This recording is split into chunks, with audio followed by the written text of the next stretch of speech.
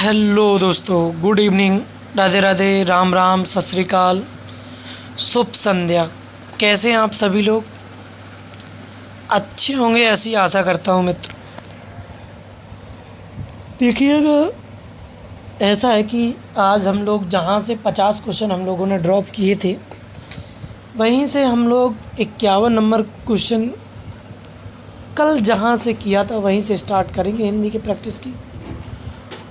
और ये संपूर्ण प्रैक्टिस होगा, एक पूरा फुल ऑल रिवीजन टाइप का होगा। आपके 50 क्वेश्चन में कितने सही होते हैं इसका आप ज़रूर जवाब दिया करें लास्ट में, और सभी लोगों को पहले क्लास में जोड़ा करें। जिस तरीके से कल क्लास में जनसंख्या थी उसी तरह से आज भी जनसंख्या होनी चाहिए, है कि नहीं? चलिए भाई, हम लोग क्लास की शुरुआत करते हैं और आप लोग प्रैक्टिस करना शुरू कर दीजिए। कुछ लोग तो यहीं से आंसर देना शुरू कर दिए। आंसर ना दिया करो, पहले कुछ बातें सुन लिया करो फिर आंसर दिया करो भाई। चले आगे। देखिए भाई, क्वेश्चन नंबर 51 है। 51 में आपसे हम पूछ रहा है कि कौन सी संधि है। तो याद रखो, आज हमने आप लोगों को संधि जो बताई हैं वो आपको पढ़ाया है। अभी आपकी व्यंजन संधि तक नहीं पहुँचे हम लोग। इसमें व्यंजन संधि है क्योंकि आधा चा और आधा चा के बाद में पूरा चा मिल रहा है। तो जहाँ पर सेम वर्ण आधे और पूरा मिल जाता है तो व्यंजन संधि होती है। इसको व्यंजन संधि को हम किस तरीके से तोड़ रहे हैं, तो सम प्लस उत प्लस आय, ये आपका बी नंबर सही टूटेगा। याद रखिए, इसका आंसर जो है वो आपका बी नंबर सही है। ठीक है, अब चलिएगा आगे की ओर। आगे की ओर अगर हम लोग क्वेश्चन नंबर 3 की बात करें, सॉरी क्वेश्चन नंबर 52 में लिखा है, इंद्र शब्द का स्त्रीलिंग रूप क्या होगा? इंद्र शब्द का स्त्रीलिंग रूप क्या होगा? इंद्रा, इंद्राणी, इंद्रानी या इंद्राणी। बी और डी में देखिएगा छोटी और बड़ी की मात्रा का अंतर है, बाद बाकी आपका आंसर सही है। इंद्र का आप स्त्रीलिंग बनाएंगे तो क्या होगा? इंद्र पुल्लिंग शब्द होता है। तो याद रखिए, इसकी स्त्रीलिंग जो होता है वो इंद्राणी होता है। इसका आंसर जो बनेगा वो आपका सी नंबर सही है।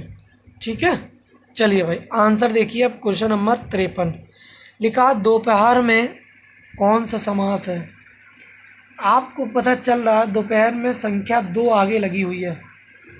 दोपहर में संख्या 2 आगे लगी हुई है, तो ये आपसे पूछ रहा है दोपहर के बारे में। तो याद रखिएगा, जिस समास का पहला पद संख्यावाची होता है वो आपका द्विगु समास होता है। तो इसका आंसर जो है वो आपका डी नंबर है। कौन सा है? डी नंबर है। याद रखिए, 53 का डी नंबर आंसर इसका आपका सही बन जाता। ठीक है, 53 का डी नंबर। आगे देखिएगा, 53 के बाद हम लोग चलेंगे 54 पर। लिखा है, माँ ने बच्चे को सुलाया। इस वाक्य में को किस कारक की विभक्ति है? माँ ने बच्चे को सुलाया, इस वाक्य में को किस कारक की विभक्ति है, ये आपको बताना था। तो याद रखिए, कर्ता ने कर्म को, तो इसमें कौन सी कारक विभक्ति दिख रही है आपको? तो याद रखिए, इसमें आपकी कर्म विभक्ति दिख रही है, जिसमें आंसर आपका बी नंबर सही है। ठीक है, अब आगे आंसर 54 के बाद हम लोग चलेंगे 55 में। लिखा, झूठ मत बोलो। ठीक है, इस वाक्य में मत कौन सा निपात है?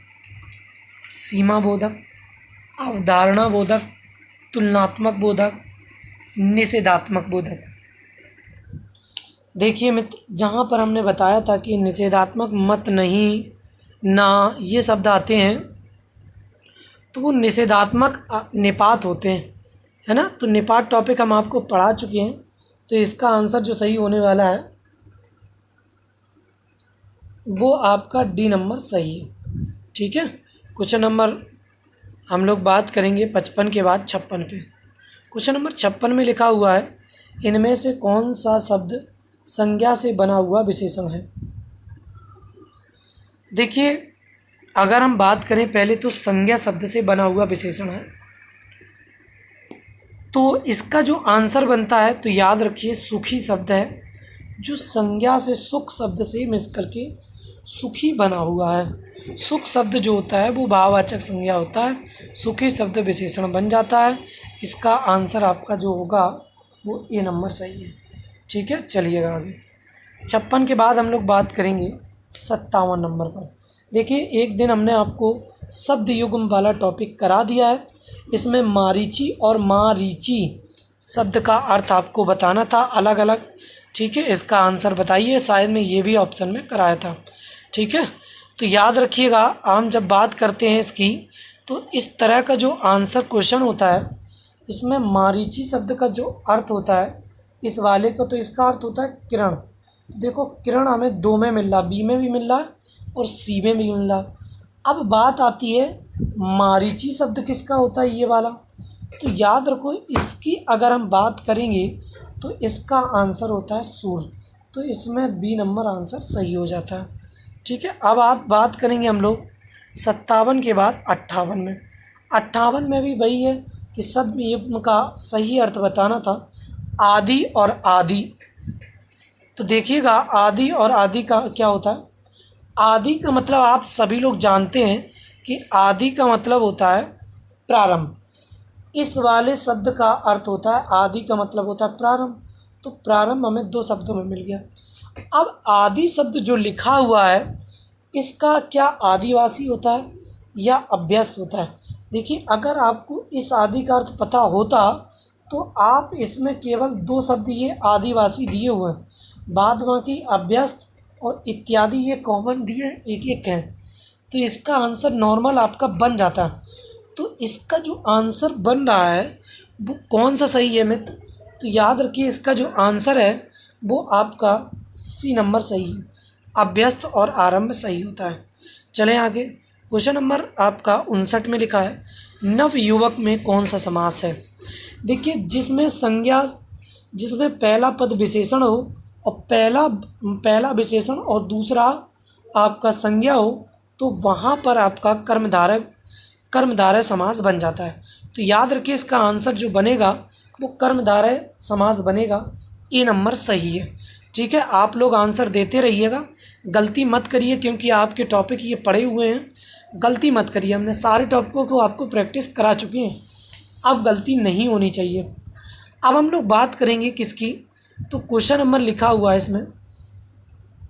इसमें क्वेश्चन नंबर लिखा है, अनल और अनिल शब्द का युग्म बताइए। देखिए, अनल शब्द और अनिल शब्द, इन दोनों की आपसे अर्थ पूछें कि क्या। इसमें अगर आपसे बात करें तो याद रखिएगा, अनल शब्द जो होता है वो किसका पर्यायवाची है? तो याद रखो, या जल का, आग का, वायु का या अग्नि का। तो याद रखिए, अनल शब्द जो होता है वो अग्नि का पर्यायवाची होता है। अनल शब्द अग्नि का पर्यायवाची होता है। जबकि अनिल शब्द की अगर हम बात करें, इसकी अनिल की, तो याद रखिए, अनिल शब्द जो होता है वो आपका वायु होता है। इसका अर्थ क्या होता है? वायु। तो इसका आंसर डी नंबर सही है। This is right answer, D number. 60 के बाद हम लोग बात करेंगे 61 की। इसमें से किस शब्द में स्वर संबंधी अशुद्धि है? लिखा अहिल्या, सरोजनी, गृहिणी या प्रदर्शनी। तो याद रखिए, इसका आंसर जो बन रहा है वो आपका प्रदर्शनी आंसर सही है। क्या आंसर दिया है? तो इसका आंसर डी नंबर सही है, प्रदर्शनी। शायद में ये क्वेश्चन पिछली बार भी हो चुका था। अब आगे देखेंगे अजिर और अजर। आप इसका आंसर जानते होंगे कि इसका अर्थ क्या होता है। तो याद रखिएगा, इसमें अजर शब्द का अर्थ होता है क्या? अजर शब्द होता है देवता। देवता तो हमारा दो में बना है, ए में और बी में। अब अजिर शब्द क्या होता है? अजिर, तो याद रखिए, क्या अजीर्ण होता है या आंगन होता है? इसका तो आपको फुहाड़ा दिख रहा है ए नंबर में, इसका जो आंसर है वो बी है। तो इसका बी नंबर जो है वो आपका आंसर सही है। ठीक है, याद रखो, ऐसे क्वेश्चन बहुत आते हैं मित्र, जिन लोगों ने सीट ली है उसमें प्रैक्टिस करिएगा, ज़्यादा से ज़्यादा प्रैक्टिस करें तो आनंद आएगा। फिर क्वेश्चन नंबर हम बात करेंगे 63 की। 63 में लिखा है इसमें से किस शब्द में व्यंजन संबंधी अशुद्धि है।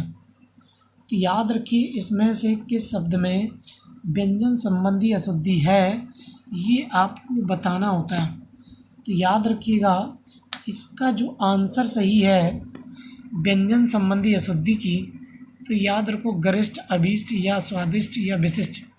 तो इसका आंसर जो है वो आपका आंसर जो है कौन में गशुद्धि है, तो स्वादिष्ट में गशुद्धि है। स्वादिष्ट होता है ना, तो इसमें स्वादिष्ट में गलती है। हम लोग बात करेंगे क्वेश्चन नंबर 64 में। क्वेश्चन नंबर 64 जो लिखा है इसमें लिखा है इनमें से कौन सा शब्द संज्ञा से बना हुआ विशेषण नहीं है। तो याद रखो संज्ञा से बना हुआ विशेषण नहीं है, तो इसका जो आंसर है वो स्वकीय आंसर सही है। कौन सा? स्वकीय आंसर सी नंबर सही है। हम लोग आगे की बात करें 64 के बाद 65 में। 65 में लिखा है निम्न में से कौन सा शब्द मूल शब्द का पर्यायवाची नहीं है। तो याद रखो छोटा की पूछा है कि कौन सा नहीं है। तो याद रखिए इसका आंसर जो बनता है छोटा शब्द का अर्थ नहीं है या छोटा का पर्यायवाची नहीं है। छोटा का पर्याय लघु भी होता है, तुच्छ भी होता है, कनिष्ठ भी होता है। इन सभी का अर्थ छोटा होता है, लेकिन अहम शब्द का अर्थ छोटा नहीं होता। तो इसका बी नंबर आपका आंसर सही है भाई। चलेंगे आगे। 65 के बाद लिखा हुआ 66। 66 नंबर में लिखा है निम्न में से कौन सा शब्द मूल शब्द का पर्यायवाची नहीं है। तो याद रखो कौन सा मूल शब्द का पर्यायवाची नहीं है, ये आपको बताना था। निम्न में से कौन सा शब्द मूल शब्द का पर्यायवाची नहीं है, जिसमें लिखा हुआ घमंड। घमंड का पर्यायवाची नहीं है। क्या एहसास नहीं है, दर्प नहीं है, ऐठ नहीं है, गर्व नहीं है। तो याद रखो आप जानते हैं इस शब्द का अर्थ जो होता है दर्प भी इसका पर्यायवाची है घमंड का, और ऐंठ भी है और गर्व भी है। तो इसका जो आंसर सही है वो आपका आंसर एहसास आंसर सही है। ए नंबर इसका आंसर सही है। हम लोग बात करने वाले हैं 66 के बाद 67 नंबर पर। 67 में लिखा हुआ निम्न में से कौन सा शब्द मूल शब्द का पर्यायवाची नहीं है। तो याद रखिए मूल शब्द का पर्यायवाची नहीं है, ये आप लोगों को बताना था। तो याद रखो निम्न में से कौन सा शब्द मूल शब्द का पर्यायवाची नहीं है, ये आपको बताना था। टेढ़ा का पर्यायवाची आपको पूछा था कौन सा नहीं है। तो याद रखिएगा इसका टेढ़ा का पर्यायवाची नहीं है। तो कुटिल भी होता है, वक्र भी होता है, बक भी होता है। ये घूम शब्द नहीं होता है टेढ़ा का पर्यायवाची। ठीक है, आगे चलो 67 के बाद 68। क्वेश्चन नंबर 68 में लिखा है निम्न में से कौन सा शब्द मूल शब्द का पर्यायवाची नहीं है। तो मूल शब्द का पर्यायवाची नहीं है ये देखना था, मतलब झूठ शब्द का पर्यायवाची आपको बताना था। तो आप जानते हैं कि झूठ शब्द का पर्यायवाची कौन कौन है। तो पर्यायवाची मिथ्या भी होता है, मिर्सा भी होता है और असत्य भी होता है। इन तीनों का अर्थ झूठ होता है, जबकि वचन शब्द का अर्थ झूठ नहीं होता है। तो इसका आंसर ए नंबर सही है। 68 के बाद लिखा हुआ है 69। इनमें से कौन सा शब्द मूल शब्द का समानार्थी शब्द नहीं है, ये आपसे पूछा गया है। तो याद रखिए 69 नंबर में आपसे पूछा जाता है कि क्या आंसर सही है। तो गुण शब्द का समानार्थी शब्द नहीं है, ये पूछा था। गुण में विश्लेषण, धर्म, रस्सी और प्रभाव।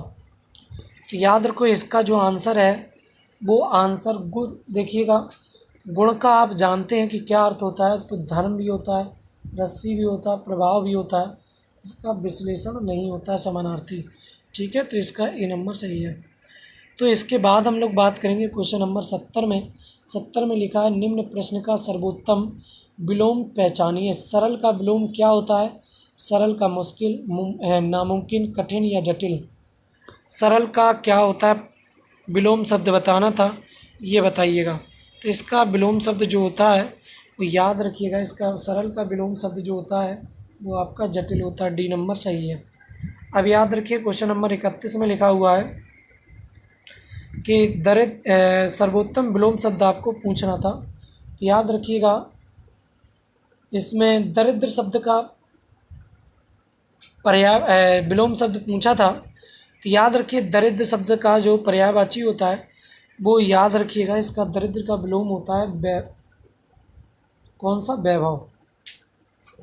दरिद्र होता है बिल्कुल निकृष्ट टाइप का, है ना, और जबकि वैभव का होता है एक ऊंचा स्थान। फिर याद रखिए 72 नंबर में लिखा हुआ है, विलोम शब्द ढूंढिए महान का, लिखा क्षुद्र, छोटा, तुच्छ और अमहान। तो याद रखिए इसका जो विलोम शब्द होता है वो याद रखो महान का तुच्छ होता है या क्षुद्र होता है। तो इसका आंसर बताइए। अब हम इस बार आपका आंसर सुनेंगे भाई, आप लोग आंसर देंगे इसका तब हम आपका आंसर सुनने वाले।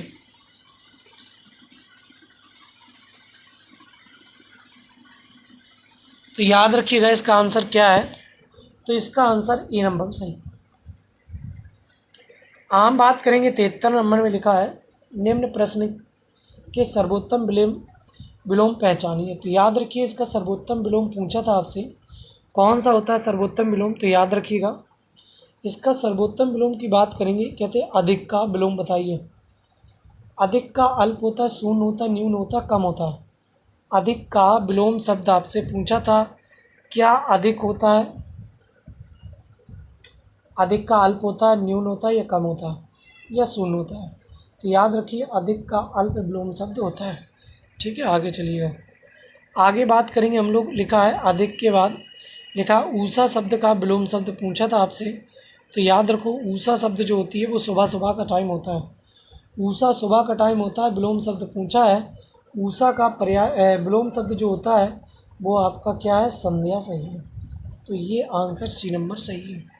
ठीक है, आप लोग आंसर नहीं दे पा रहे हैं भाई साहब, गलतियाँ बहुत ज़्यादा कर रहे हैं।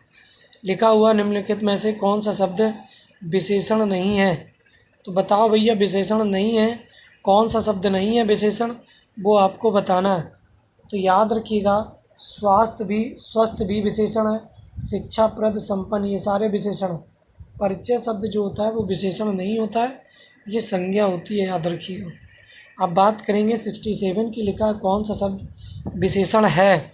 इसमें विशेषण ढूंढना केवल एक। ठीक है, तो देखिएगा क्या विशेषण है ये आपको बताना था। तो याद रखिएगा इसका विशेषण शब्द पूछा है, तो जो विशेषता बताता है वही विशेषण होता है। तो इसका आंसर सी नंबर सही है, ये विशेषण है, बाद बाकी विशेषण नहीं है। 76 के बाद क्वेश्चन नंबर देखेंगे हम लोग, कौन सा 77। तो 77 नंबर में लिखा है कौन सा विकल्प भविष्य काल का होता है, मतलब जो भविष्य काल की बात बताता है। लिखा है गीता खाना पका रही है। फिर लिखा है सोहन पढ़ाई कर रहा है, मुझे दिल्ली जाना है, उसने मुझे पुस्तक दी थी। भविष्य काल का देखिए, इसने कहा भविष्य काल की बात करेंगे, तो याद रखो आपको सीधा दिख रहा है कि उसने लिखा है मुझे दिल्ली जाना है, तो जाएगा, अभी गया नहीं, ये भविष्य काल की बात बता रहा आपको। ठीक है, 77 के बाद हम लोग बात करेंगे 78 नंबर में लिखा है, क्वेश्चन नंबर 78 का क्या है? तो याद रखो लिखा है कि रिक्त स्थान की पूर्ति में दिए गए विकल्प से उचित सर्वनाम या विशेषण चुनकर करें। अभी सरोवर में जल है, छोटा जल है, मोटा जल है, घना जल है या थोड़ा जल है? अरे भाई, सरोवर का मतलब होता है तालाब, तालाब में कैसा जल है? थोड़ा जल है। इसका आंसर ए नंबर सही है। बराबर गलतियां कर रहे हो भाई साहब, बताओ। ऐसे ही क्वेश्चन आपके सेम पेपर में आने वाले, आप लोग धड़ाधड़ गलतियां कर रहे हो, कैसे काम चलने वाला है भगवान? है, ऐसी गलतियां ना करो। लिखा रिक्त स्थान की पूर्ति करिए और सर्वनाम विशेषण चुनकर करना है। लिखा है लड़का बहुत चालाक है, उस लड़का बहुत चालाक, वह लड़का चालाक है, आप लड़का चालाक है या बे लड़की चालाक? बे लड़का चालाक है। तो याद रखो अगर बे लगाओगे तो यहाँ लड़के होना चाहिए था, क्या होता? लड़के शब्द होता, तब बे होता। आपका यहाँ अर्थ बन नहीं रहा, उस शब्द का बन नहीं रहा, तो इसका आंसर वह शब्द आंसर सही है। ठीक है, आगे देखिए 79 के बाद 80 नंबर में बात करेंगे। कलेजे पर सांप लौटना मुहावरे का सही भावार्थ क्या है? तो याद रखिए कलेजे पर सांप लौटना मुहावरे का सही अर्थ क्या है। तो याद रखो लिखा हुआ है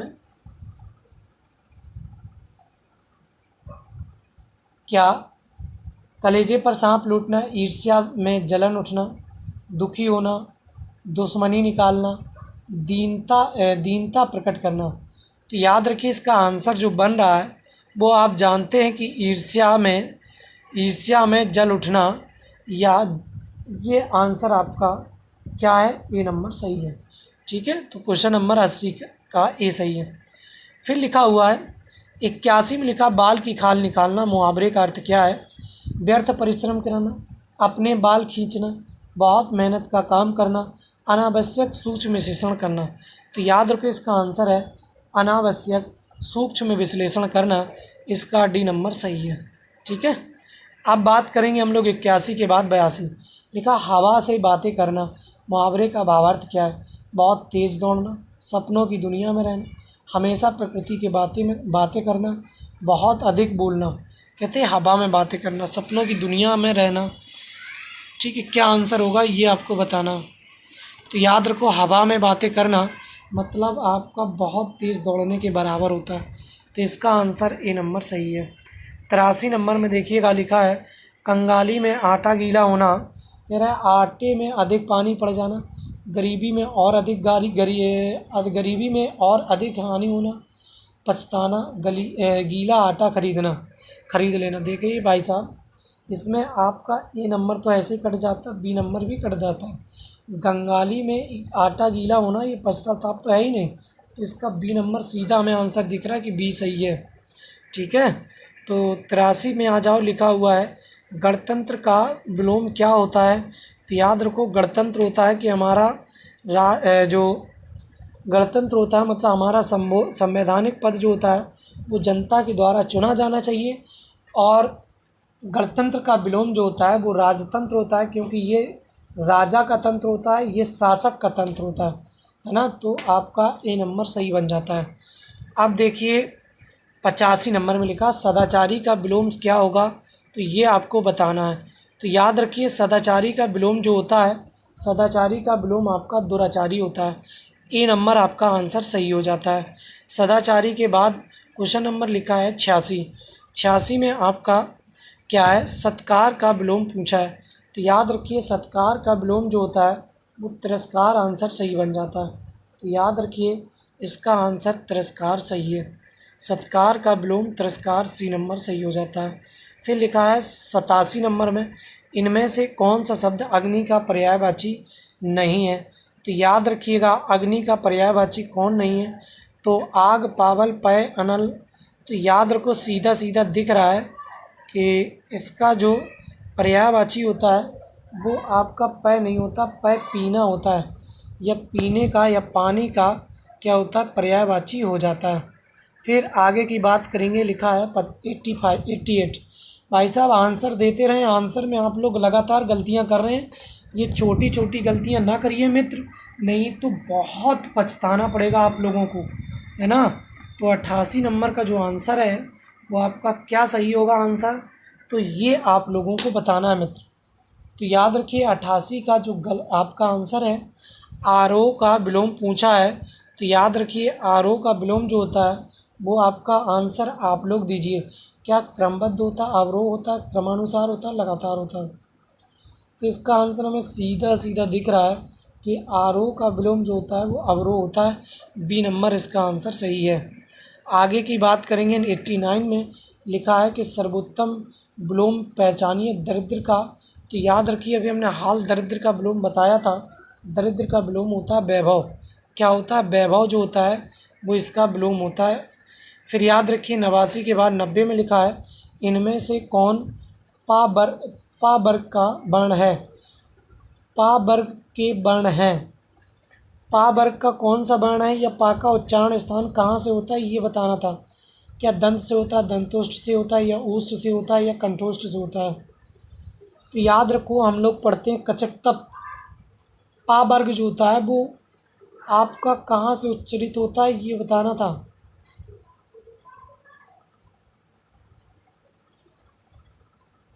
भाई बताइए इसका आंसर क्या है। तो याद रखो इसका आंसर जो होता है वो पा का, जो कई लोग दे रहे हैं वो आंसर सही दे रहे हैं, इसका उच्चारण स्थान ओष्ठ से है।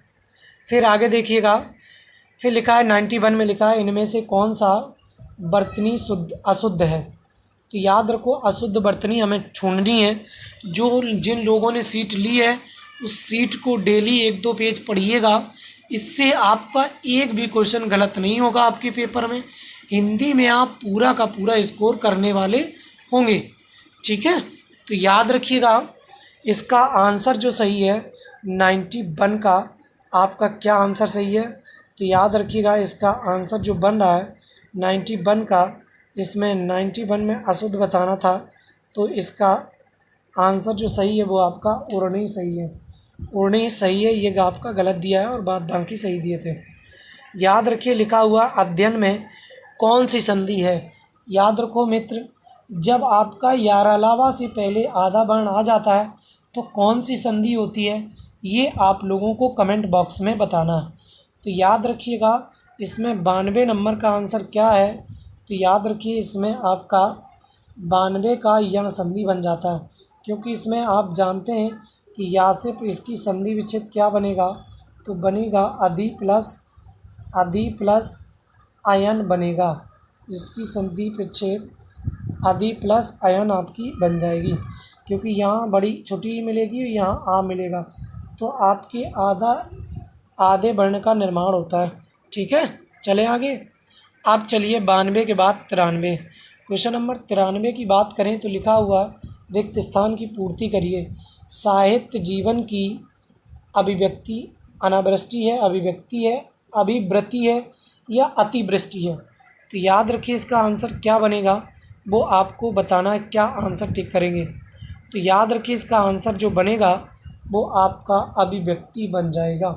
ए नंबर इसका answer, this is right answer है। चलें आगे। हाँ भाई, अब 94 नंबर में लिखा है नवरात्र शब्द में कौन सा समास है। चलो भाई इसका आप लोग आंसर बताएंगे, नवरात्र में कौन सा समास है। क्या बहुब्री समास है, कर्मधारय है, द्वंद्व समास है, द्विगु समास है या फिर द्वंद्व समास है, आंसर बताइएगा। तो याद रखिए इसका जो आंसर दिख रहा है हमें, वो आप लोग जानते हैं नव का मतलब होता है नौ, मतलब नवरात्रि जो हैं उसे ही तो हम लोग क्या कहते हैं, नवरात्रि। तो याद रखिए नवरात्रि जब पहले आपको संख्या मिल जाए और फिर संज्ञा हो तो आपका आंसर द्विगु समास होता है। तो 94 नंबर का डी सही है। 94 के बाद हम लोग बात करेंगे 95 में, जिसमें लिखा है जो अच्छे कुल में पैदा होने वाले को क्या कहते हैं। जो अच्छे कुल में पैदा होता है उसे किस नाम से जानते हैं, तो वो आपसे क्वेश्चन पूछा था। तो याद रखो जिसका जन्म अच्छे कुल में होता है उसे हम लोग कुलीन के नाम से जानते हैं। इसका आंसर ए नंबर सही है, ठीक है। तो याद रखिएगा, बात लिखते हैं हम लोग, लिखा उत्कृष्ट का विलोम क्या होगा, ये आपसे पूछा था। तो याद रखिएगा उत्कृष्ट का विलोम क्या होता है, ये अब आप लोगों को बता देना। तो याद रखिए उत्कृष्ट का जो विलोम होता है वो आपका क्या होता है कि विकराल होता है, अपकृष्ट होता है, निकृष्ट होता है, व्यर्थ होता है। तो याद रखिएगा इसमें उत्कृष्ट शब्द का विलोम जो होता है वो निकृष्ट होता है, मतलब सी नंबर इसका आंसर सही है। अब आगे की बात करेंगे हम लोग, लिखा हुआ 97 में लिखा है लुटेरा में प्रत्यय क्या है। तो याद रखिए लुटेरा शब्द में आपको प्रत्यय बताना था। तो याद रखिए लुटेरा में लूट प्लस एरा शब्द आपका बन जाएगा। तो याद रखिए लूट प्लस एरा शब्द बनेगा, जो कि इसका आंसर जो होने वाला है वो आपका बी नंबर आंसर सही है, ठीक है। आप समझ गए होंगे इसका आंसर बी नंबर सही है। फिर याद रखिए लिखा हुआ है 98 में सौभाग्य का तद्भव शब्द क्या होता है, ये आपको बताना था। सौभाग्य का तद्भव सुभागा होता है, सुहाग होता है, सुभाग होता है या बागवान होता है। तो याद रखिए इसका आंसर जो होता है वो आपका क्या बनता है। तो याद रखिए सुहाग या फिर सुभाग। तो याद रखिए सौभाग्य का मतलब होता है सुहाग होता है या सुभाग होता है। तो याद रखिए इसका आंसर जो सही है वो आपका आंसर बताइएगा। सुहाग आंसर सही है, ठीक है। तो बी नंबर इसका आंसर सही हो जाता है। लिखा है 99 में पूछा गया है अशुद्ध शब्द आपको बताना है। आप लोग क्लास को शेयर नहीं कर रहे हैं भाई साहब, क्लास को शेयर करिए, जनसंख्या ताबड़तोड़ बढ़ाइएगा। इतनी बेहतरीन प्रैक्टिस आपको कराई जा रही है, वो क्वेश्चन आपको इतने डेंजर क्वेश्चन लेके आ रहे हैं कि कोई भी पेपर होगा इससे आपका बाहर नहीं जाएगा भाई साहब, ठीक है। तो आगे देखिएगा इसमें आंसर क्या होता है शुद्ध शब्द में। क्या एकत्र है, नीरस है, मंत्रिमंडल है, योगी राज है। तो याद रखिएगा इसका आंसर जो बनेगा वो आपका, हमने शायद में एक दिन अशुद्धि में पढ़ाया भी था कि इसका आंसर मंत्रिमंडल सही है, ठीक है। तो ये मंत्रिमंडल आपका गलत शब्द है। लिखा पा का उच्चारण स्थान बताना है आपको कि कहाँ से होता है। शायद में ये क्वेश्चन हम करके भी आए हैं अभी कि पा वर्ग का उच्चारण स्थान कहाँ होता है। तो सभी लोग आंसर दें भाई साहब, इसका आंसर दीजिएगा। और इस आंसर के बाद हमारे टोटल 100 क्वेश्चन हो जाएंगे। तो इसके बाद हम लोग कल नेक्स्ट दिन प्रैक्टिस करेंगे। तो याद रखिए इसका जो आंसर है वो आपका सी नंबर है, पोस्ट आंसर सही है, ठीक है। तो अभी आप 9 बजे वाली क्लास में आना मत भूलिएगा। 9 बजे आपकी क्लास 9 PM पर याद रखिएगा, या 9:15 PM पर आपकी क्लास जो होती है वो स्टार्ट हो जाती है। इस क्लास में सभी लोग भाग ज़रूर लिया करें। ये आपकी जीएस की क्लास होती है 9:15 बजे वाली, ठीक है। तो इसका आंसर बी हो जाएगा 100 का। तो आज के लिए हम लोग इतना ही रखते हैं, बाद बाकी कंटिन्यू हम लोग ये हिंदी की प्रैक्टिस ताबड़तोड़ तरीके से करते रहेंगे, ठीक है। और क्लास को जितने लोग भी देख रहे हैं वो सारे के सारे लाइक ज़रूर कर देंगे क्लास को, और अपने मित्रों में क्लास को शेयर कर रहे हैं और सब्सक्राइब कराने की कोशिश करेंगे। Thank you, all the best, सभी को धन्यवाद।